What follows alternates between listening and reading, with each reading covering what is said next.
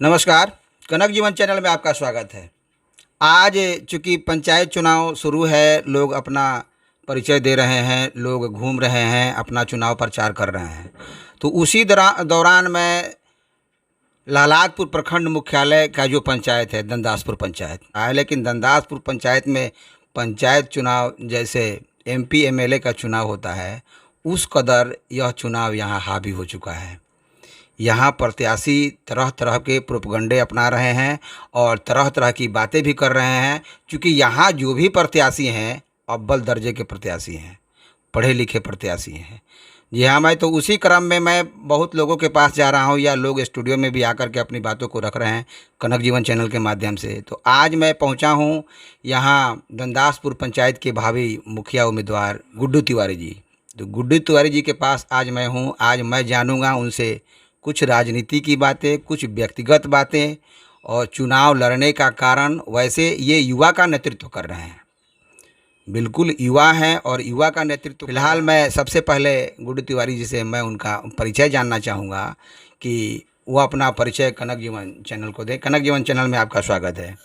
जी, कनक जीवन चैनल को मैं बहुत बहुत धन्यवाद देता हूँ। मेरा परिचय है, नाम हुआ गुड्डू तिवारी उर्फ तपेश तिवारी। घर सबको पता है, हरपुर कोठी पंचायत दंदासपुर। अब मैं ये परिचय देता हूँ कि मेरे पारिवारिक के जो सदस्य हैं, हम हैं, पत्नी है, 2 बेटा और माँ, 5 सदस्य हैं। 9 साल के उम्र में मेरा पिताजी का देहांत हुआ था। 9 साल के उम्र में हमको मतलब थोड़ा सा याद है, ज़्यादा कुछ बहुत याद नहीं है। उसके बाद हम लोग पर काफ़ी ज़्यादा बोझ पड़ा, जिसको हमारे गांव समाज के लोग अभी तक ढो रहे हैं। उस समय से लेके आज तक हम समाज में पले बढ़े हुए हैं। हमारी शिक्षा दीक्षा श्री ढोरनाथ उच्च विद्यालय लालादपुर से मैट्रिक तक हुई। उसके बाद पारिवारिक स्थिति के कारण हमारा शिक्षा नहीं हो पाया, लेकिन सामाजिक जो है संस्कार है वो बहुत अच्छा है और ये समाज का दिन है। यही मेरा परिचय है। गुड्डू तिवारी जी, फिर आपके पारिवारिक उलझन भी बढ़े तो अचानक आपने पंचायत का नेतृत्व करने के लिए आपके मन में यह विचार कहाँ से आया कि हम इस पंचायत का नेतृत्व करें? इस पर कुछ बात कर डालें आप। सामाजिक स्थिति को शुरू से देखे हैं। सामाजिक स्थिति को बहुत बारीकी से देखने के बाद, जब ये 2 साल पहले कोरोना का महामारी जब आया। हाँ, वही बात मैं कह रहा था कि कोरोना में सुना है मैंने कि आपने लोगों का बहुत मदद किया। जी, तो कोरोना का महामारी आया तो 21 अप्रैल को लॉकडाउन लगा। 22 अप्रैल से संपूर्ण देश में लॉकडाउन की स्थिति आ गई। हाँ। और स्थिति भयावह होते चली गई। इस अप्रैल से लेके 1 मई तक पब्लिक को कोई समर्थन, कोई सहयोग, कोई नेता समिति, बीडीसी, विधायक, मंत्री कोई नहीं आया पूछने के लिए। उस समय मास्क, साबुन, सोशल डिस्टेंसिंग, बहुत चीज़ की ज़रूरत थी, सैनिटाइज वगैरह का बहुत सी ज़रूरत थी। तो हम बैठ के विचार बनाए, यहीं पर अपने दिमाग में विचार बनाए कि लोगों को इसमें मदद करना चाहिए। हम मास्क, साबुन, सैनिटाइजर बांटने निकले। जब 1 सप्ताह हमारा कार्यक्रम चला मास्क, साबुन, सैनिटाइजर का, तो हम देखे कि अब लोग भूखमरी का कगार पर थे। वहाँ मुझे लगता है कि इस पंचायत में आप पहले व्यक्ति हैं जो यह काम शुरू किया। जी जी, पहले व्यक्ति हैं। तो भूखमरी का स्थिति हमको देखने को मिला। जबकि उस समय आपके पास न कोई पद था, ना कोई प्रतिनिधित्व कर एक आम आदमी थे। तो हम जो दिनेश भैया हैं किराना दुकान वाले, उनको फ़ोन किए कि भैया हमको आपको राशन देना होगा और आप इतना राशन भेजवाइए तत्काल। पिकअप से वो 1 पिकअप राशन हमको भेजवाए। दाल, चावल, आटा, तेल, मसाला, जो भी चीज़ था, और हम यहाँ से बांटना चालू किए और खबर दिलवा दिए कि जिसको भी ज़रूरत है वो हमारे घर से ले जाएं। एक घर घूम करके कम से कम हज़ारों परिवार में घूम कर के आटा, चावल, दाल, मसाला, तेल सब बांटे। बांटने के बाद जब सामान्य स्थिति बनते गई कोरोना का, तो लोग जो युवा पीढ़ी है वो हमको देखा कि भाई ये अकेले हो करके अपने घर में, न इनका भाई है, न कोई घर में सदस्य है सपोर्टिंग का, जब इतना काम कर सकते हैं तो इनको पंचायत का कोई पद देना चाहिए। लोग सपोर्ट किए और बोले कि आपको मुखिया का चुनाव लड़ना है। उसके बाद हम बोले कि जब आप लोग का समर्थन है तो हम चुनाव लड़ेंगे। युवा समर्थन हमको बहुत ज़्यादा मिला इस पंचायत में। उसके बाद हम लोग बुजुर्ग लोग से भी सलाह लिए। वो लोग बोले कि भाई तू बच्चे से सब समाज में हो तो हमको मदद करने में क्या दिक्कत है, हम लोग भरपूर मदद करेंगे। तो हमको मदद मिलता गया, हम चुनाव फाइट कर गए और चुनाव अब कगार पर है और हम फुल फाइट में हैं। तो इनका कोई विचार नहीं था, लेकिन लोगों के दुख दर्द को देख करके कोरोना काल में वैसे भी स्थिति बहुत ही भयावह थी, लेकिन वहीं से इनको दिल को लग गया कि नहीं, इस समाज का नेतृत्व मुझे करना चाहिए। फिर युवाओं का साथ मिला, बड़े बुजुर्गों का साथ मिला और यह इस हलचल में कूद गए और आज दंदासपुर पंचायत के भावी मुखिया प्रत्याशी हैं। गुड्डू तिवारी, राजनीति के क्षेत्र में इस माहौल को आप कहाँ देखते हैं? देखिए, हम इस माहौल को यहाँ देखते हैं कि देखिए, अपना बड़ाई नहीं करना चाहिए हमको। हम बहुत ईमानदार और स्वच्छ व्यक्ति हैं, इस सारा समाज जानता है। और दंदासपुर पंचायत का जो राजनीति है, 2001 में हमारे चाचा विश्वामित्र तिवारी उर्फ मुनि जी मुखिया बने थे। 5 साल जो उन्होंने चलाया, आज भी लोग याद करते हैं और उनके लिए रोते हैं कि वो चुनाव काहे नहीं लड़ते हैं। लेकिन यही उन्होंने चुनाव का बहिष्कार भी कर दिया, फिर उसके बाद बहिष्कार कर दिए। यही गंदा राजनीति के कारण हमारे चाचा श्री विश्वामित्र तिवारी जी चुनाव नहीं लड़ते हैं आज भी। आज लड़ेंगे तो वो निर्विरोध जीते जाएंगे, कोई लड़ाई में नहीं होगा। लेकिन हम सोचे कि अगर हमारा ईमानदारी है, लोग का सपोर्ट है, तो इस दलदल राजनीति से बाहर हम ही निकालेंगे। और इसके लिए हमको इस रणभूमि में कूदना पड़ा। हम इस रणभूमि में कूदे हैं तो सफलता जरूर दिलाएंगे और इस पंचायत को स्वच्छ जरूर बनाएंगे, ये मेरा वादा है। इस पंचायत में जैसे आपने विश्वामित्र तिवारी मुखिया जी का आपने जिक्र किया, तो उसके पहले जो 20-22 बरस रहे चंदेश्वर प्रसाद, फिर विश्वामित्र तिवारी इलेक्शन हुआ तो हुए, फिर सुशील भाई की पत्नी हुई, फिर निसार खां की पत्नी हुई, फिर पंकज तिवारी हुए। अभी निवर्तमान मुखिया पंकज तिवारी ये बता रहे हैं, दावा कर रहे हैं कि मैंने रोड का इतना निर्माण करा दिया, नल जल को एकदम बिल्कुल दुरुस्त कर दिया। तो आप तो क्षेत्र में घूम रहे हैं, तो चूँकि निवर्तमान है, सबकी लड़ाई उन्हीं से होती है। तो इस पर आपको ऐसा लगता है कि यह अपने काम में सफल है? देखिए, ये तो देखने की बात है, जनता सारी देख रही है।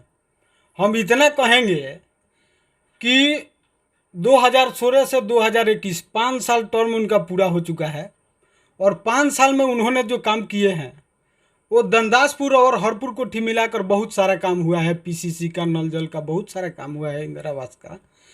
आप उनके काम पर कभी नज़र डालिएगा, हम आपको बताते हैं। बौली पर से लेके सरकारी स्कूल हरपुर कोठी तक जो पीसीसी जा रहा है, उसका ईंटाकरण दिख रहा है, अभी 5 साल पूरा नहीं हुआ। नल जल का जो काम हुआ है, हमारा घर 5 नंबर वार्ड में पड़ता है। 5 नंबर वार्ड में आज तक नल का पानी कोई टाइमली नहीं आया। आज चुनाव आया हुआ है तो 11 बजे रात को पानी चल रहा था। तो ये सब स्थिति है पंचायत का। लोग में भय पैदा हो गया है कि ऐसा राजनीति रहा तो ये पंचायत पूरा मिट जाएगा। अभी आपको हम बताते हैं, कोई भी मुखिया हो, चाहे जिला परिषद, चाहे कोई भी हो, जिला का सबसे धार्मिक स्थल श्री ढोरनाथ मंदिर के आगे से जो सुशील भैया का द्वार के पास जो मेन रोड पर रोड निकलता है, उस रोड का स्थिति आप देख लीजिए। हाँ, उसको तो हम अपने चैनल से बहुत बार दिखा भी चुके हैं और वास्तविक स्थिति जो है वो मैंने चैनल के माध्यम से बताया भी है और दिखाया भी है। मैंने प्रण भी किया है कि अब अगर इस रोड पर किसी प्रकार का अगर कोई सरकारी महकमा या प्रतिनिधि लोग काम नहीं करते हैं तो इसके बाद वीडियो मैं उस रोड पर नहीं बनाऊंगा, और मैं नहीं बनाया। उस रोड की स्थिति वास्तविक अगर वास्तव में कहा जाए तो इतनी ख़राब है कि इस दशहरे के समय में वहाँ पैदल चलना भी मुश्किल है। ये बात आप जो कह रहे हैं ये जेन्युइन चीज़ें हैं और ये वस्तु स्थिति जो है ग्राउंड जीरो रिपोर्ट को अगर देखा जाए तो बिल्कुल उसमें काम नहीं हुआ जी। पूरे दंदासपुर पंचायत में जनता बाजार एक बीच का आता है जो बिहार स्तर पर जाना जाता है। पिछले चुनाव में हम लोग घूमे तो हम लोग वादा किए थे, वर्तमान मुखिया जी के साथ हम सपोर्ट किए थे, पूरा पंचायत जानता है। तो हम लोग वादा किए थे, यही सबसे पहले बाजार में जब हम लोग घूम रहे थे तो ब्याहू जी के दुकान पर गए, राघव भैया के पास। तो वो बोले कि नाला का समस्या है बाजार का, सारा व्यवसायी लोग का समस्या नाला का आज भी मतलब है, ज्यों का त्यों बना हुआ है। ज्यों का त्यों बना हुआ है। उनको वादा किया गया था कि नाला बनेगा।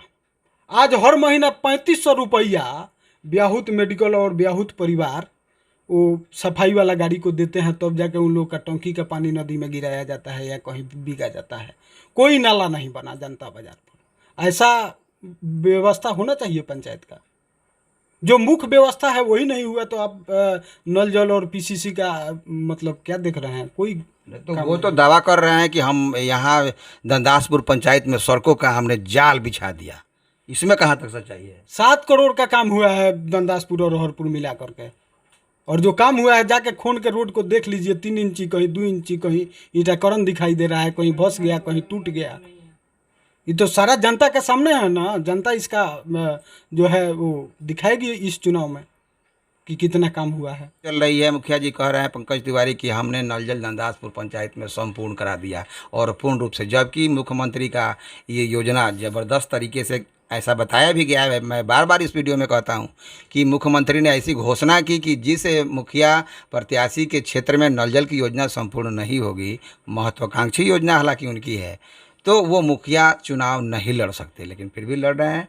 और आपने तो घुमा है, तो आप चूंकि प्रत्याशी हैं तो नल जल की योजना वो कह रहे हैं कि संपूर्ण कर दिया, इसमें क्या स्थिति है? ना ना, नल जल का योजना संपूर्ण कहाँ हुआ है? हमारे दंदासपुर पंचायत में ही देखिए 11 नंबर वार्ड में जो है नल जल का काम ही नहीं हुआ है, एकदम नहीं हुआ है। इंदिरा आवास, इंदिरा आवास का बात कर रहे हैं आप? इंदिरा आवास तो का तो ऐसा स्थिति है कि हमारे 5 नंबर वार्ड में जो वार्ड हैं उनको 3-3 इंदिरा आवास पास हुआ है, जिनके घर में टाइल्स मार्बल सब लगा हुआ है। और उन्हीं के बगल में करकटनुमा मकान है अवध चौधरी का, उनका इंदिरा आवास पास नहीं हुआ है। कहाँ इंदिरा आवास सब गया? सब लोग हपच गया।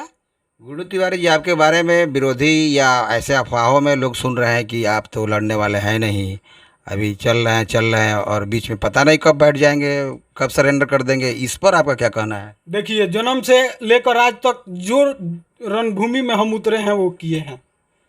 इस सब विरोधी का काम है हवा फैलाना। हम पूरे जनता को घूम घूम यह बताना चाहते हैं कि हम बैठने वाले नहीं हैं, हम दूसरे को बैठाने वाले हैं। और कोई बैठेगा तो उसको हम बैठा देंगे कि भाई इसके बाद हम तुमको देखेंगे। ये बहुत गलत अफवाह है। ऐसा आपको सबसे पहले हम बताएं कि यहाँ का राजनीति बहुत गंदा है, अफवाह फैलाया जा रहा है। लेकिन दावे के साथ कह रहे हैं कि 24 तारीख को चुनाव होगा, 26 तारीख को गिनती होगी, उसके बाद पता चलेगा कि कौन क्या है, कौन क्या किया है, किसको कितना वोट मिला। तो इस दावा का इन्होंने खंडन किया कि ये बैठने वाले नहीं हैं, चुनाव में कंटिन्यू रहेंगे। अच्छा, तो मैं आपसे जानना चाहूँगा कि अगर आप इस चुनाव में आए हैं तो आपका कोई मुद्दा होगा, स्पेशल मुद्दा, व्यक्तिगत मुद्दा या सामाजिक मुद्दा, जिस मुद्दे को लेकर के आप इस पंचायत चुनाव में कूदे हैं मुखिया प्रत्याशी के रूप में, तो वो मुद्दा आप ज़रा बताएंगे। देखिए, हमारा मुद्दा है सबसे पहले पंचायत में शांति व्यवस्था का माहौल पैदा करना। दूसरा नंबर बात, सबसे पहले मेरा काम रहेगा जो मनरेगा में घास पात हुआ है, ये नाम जोड़ दिया गया, वो नाम जोड़ दिया गया, कोई दिल्ली है, कोई पंजाब है, कोई कलकत्ता है, किसी को 300 रुपया उसमें से देकर सारा पैसा ले लिया गया, किसी को 500 देकर सारा पैसा ले लिया गया। एक साल में एक मनरेगा का मजदूर का 28,000 कुछ सौ रुपया होता है उसका। हम ये वादा करते हैं कि उसमें से एक सिक्का हम नहीं लेंगे, पूरे का पूरे मनरेगा का जितना जो कर्मचारी होगा उसको पैसा जाएगा। ये आपका मुद्दा ये है। हमारा मुद्दा है। और शांति व्यवस्था और अमन चैन पैदा करेंगे। शांति व्यवस्था, अमन चैन और मजदूरों का जो पैसा लोग गटक जाते हैं, उस पैसे में से एक पैसा भी किसी को न खाएंगे न खाने देंगे, यह इनका मुद्दा है। और इसी मुद्दा को लेकर के यह पंचायत चुनाव में आए हैं। तो अगला बात मैं आपसे रखूंगा यह कि इस पंचायत चुनाव में तो आप दंदासपुर पंचायत से मुखिया प्रत्याशी के रूप में हैं, तो यहाँ तो बड़ी दिग्गज लोग हैं। और मैं पूर्व में भी बात किया कि यहाँ की राजनीति जो पंचायत चुनाव है, वो पंचायत चुनाव ऐसा लग रहा है जैसे विधायक का चुनाव हो रहा है। तो यहाँ हारे हुए मुखिया भी हैं, जीते हुए मुखिया भी हैं। तो आपका तो टक्कर बड़ी ज़बरदस्त होगा, तो इसकी तैयारी आपकी क्या है? इसमें हमारी फुल तैयारी है। हम किसी दिग्गज से नहीं डरते हैं। कुछ प्रत्यक्ष लोग हमको बहुत व्यक्तिगत जानते हैं, उससे हमको कोई अंतर पड़ने वाला नहीं है। जो होगा हम उसका सामना करने के लिए रेडी हैं। सामना करने के लिए रेडी हैं, हम तैयार हैं, चाहे जो कुछ हो जाए। पंचायत चुनाव हम लड़ेंगे और हमको पब्लिक सपोर्ट मिल रहा है, नौजवानों का सपोर्ट है। मुझे लगता है कि मैं झंडा फहराऊंगा और दंदासपुर पंचायत का नेतृत्व करने का जिम्मा यह जनता मुझे देगी, ऐसा इनको विश्वास है। अगला सवाल मेरा यह होगा कि यहाँ बहुत सारे प्रत्याशी पंचायत चुनाव में मुखिया पद के लिए मैं नाम रखना चाहूँगा। जैसे यहाँ वर्तमान में पंकज तिवारी, फिर लोगों में आप अपने को कहाँ पाते हैं? देखिए, सबसे पहले हम आपको बता देना चाहते हैं कि सुशील प्रसाद जी एक बार मुखिया रह लिए, नाजिया खातून एक बार मुखिया रह चुकी हैं, निसार खान जी का पत्नी। पंकज तिवारी हमारे गांव का वर्तमान मुखिया, ये भी 5 साल रह चुके हैं। पब्लिक सब लोग को देख रही है कि कौन क्या है। उसके बाद हमको जन समर्थन मिला है और उसके बाद हम इस चुनाव रणभूमि में उतरे हुए हैं। तो सबसे प्रथम स्थान तो मेरा ही होगा। नहीं, ये मैं देखने को मिल ये रहा है। ये लोग अनुभवी है, क्योंकि अनुभव तो आपको भी है, युवा है तो धीरे धीरे अनुभव होगा ही। तो इन लोगों में आप अपने को कितना नंबर देना चाहेंगे? हमारा फर्स्ट नंबर है पैसा दिलाना लोगों को। इंदिरा आवास जिनको ज़रूरत है, अभी 49 इंदिरा आवास पेंडिंग में है। इंदिरा आवास दिलाना, वृद्धा पेंशन और ये क्या बोलते हैं, मुस्मती पेंशन। ये पेंशन घूम घूम को डोर टू डोर घर पता कर कर दिलाना। राशन कार्ड, अभी मेरे गांव में अनुज तिवारी पंडित जी हैं, गरीब हैं, सारा दुनिया जानती है, उनको राशन कार्ड तक आज नहीं है।